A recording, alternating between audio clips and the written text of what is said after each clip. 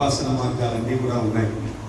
ఈరోజు నాగయ్య గారు అందరినీ కూడా విభిన్న ధృవాలని కలిపేసినాడు. అందరినీ విభిన్న ధృవాలను దాంట్లో విజయాన్ని సాధించినాడు ఆయన. గణేష్ పండుగ కూడా అదే చెప్పేది.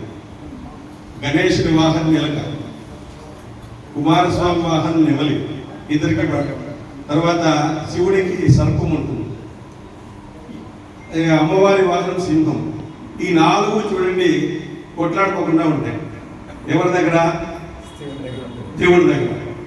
దేవుడి దగ్గర ఎవరు కొట్లాడుకోరు, అన్నీ మర్చిపోయి అందరూ కూడా చూడండి విభిన్న జాతులు. అక్కడ సింహము ఎటుని చంపేస్తుంది కావాలంటే, నెమలి సర్పాన్ని చంపేస్తుంది, సర్పం ఎలకని చంపేస్తుంది. విభిన్న ధృవాలన్నీ కలిసి ఒక చోట కలిస్తేనే భక్తి అంటారు దాన్ని. లేకపోతే భక్తి అన్నారు అనమాట. నీ దారి నీది, నా దారి నాది అనేటువంటి దాంట్లో మనం ఉండకూడదు ఎప్పుడు కూడా. అందుకే విష్ణు సహస్రనామం చెప్తుంది భయనాశన అంటారు. భయాన్ని కలిగించేవాడే దేవుడు, భయాన్ని తీసేసేవాడు కూడా దేవుడే. గుర్తుపెట్టుకోండి, మనకు భయాన్ని కూడా కలిగిస్తాడు, భయాన్ని తీసేసేవాడు కూడా దేవుడే. ఒక ఊర్లో గురువు గారు ఉండేవారంట. ఆ గురువు గారు ఒక ప్రాంతం గుండా వెళ్తా అంటే ఒక విలేజ్లో ఎవరు ఆయన పలకలేదంట. అప్పుడు వాళ్ళందరికీ మీరు ఎక్కడికి పోదండి, ఈడే ఉండండి అని చెప్పినారు. మీరు ఎక్కడ బయటకు పోదండి, మీరు అందరూ ఈడే ఉండాలని చెప్పినారు.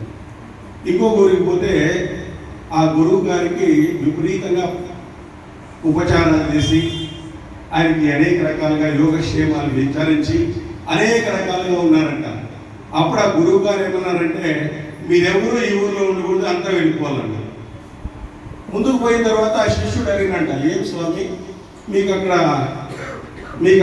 ఫస్ట్ విలేజ్లో ఎవరు ఏమీ చేయలేదు, వాళ్ళందరినీ ఆడే ఉండమన్నారు, వీళ్ళని మాత్రము అందరినీ వెళ్ళిపోండి అని చెప్తే, వాళ్ళు మంచివాళ్ళయ్యా, ఆడుంటే కష్టము, అన్ని చోట్లకి పోవాలి, వాళ్ళు ఒక చోటకి పోతే కష్టం కాదు, వీళ్ళందరికీ పోయి మంచిని గురువుని ఎట్లా పూజించాలా, గురువుతో ఏం తీసుకోవాలా, ఈ ఊర్లో ఉంటే ఏం ప్రయోజనం, అందరూ కూడా అట్లా విభిన్న మార్గాల్లో వెళ్ళి దీన్నంతా కూడా డెవలప్ చేయాలా అని చెప్పినాడంట. చూడండి, అది గురువు గారి యొక్క గొప్ప మార్గం. మన గురువు గారు ఈరోజు చూడండి ఎంతో ప్రాణాపాయ స్థితిలో ఉన్నారు. ఈరోజు మనం అందరూ కూడా మన యొక్క దీవెనలు చాలా ముఖ్యం. వాళ్ళ ఇంట్లో మాకు విష్ణు సహస్రనామాన్ని నాకు కూడా నేర్పించాడు. యాక్చువల్గా మేము శ్రీరా అన్న గారు వాళ్ళ ఫ్యామిలీ అంతా కలుసుకొని అయ్యప్ప దీక్షలో ఉంటే నేర్పించుకున్నాం. ఆ రోజు 2003లో అయ్యప్ప దీక్షలో ఉండేవారు గురువు గారు. ఆ రోజు మాకు విష్ణు సహస్రనామాన్ని నేర్పించి మాకు కూడా 3 సార్లు పాదయాత్ర చేయించినారు. ఎంతో గొప్ప మహానుభావులు.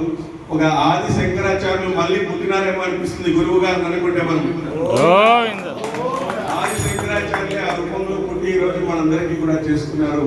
మరి ఇలాంటి సంకల్పంలో నిత్య పారాయణం చేసి అనేక మందిని కూడగట్టుకుని విభిన్న ధృవాలన్నింటినీ కలిపి ఒక చోట ఉంచినటువంటి నాగయ్య గారు ఇట్లాంటి అద్భుతమైనటువంటి కార్యాలు మరిన్ని చేయాలని, ఇలాంటి అద్భుతమైన కార్యాలకు భగవంతుడు వెన్నుదండుగా ఉండాలని మరీ కోరుతూ శుభాకాంక్షలు తెలియజేస్తున్నాను.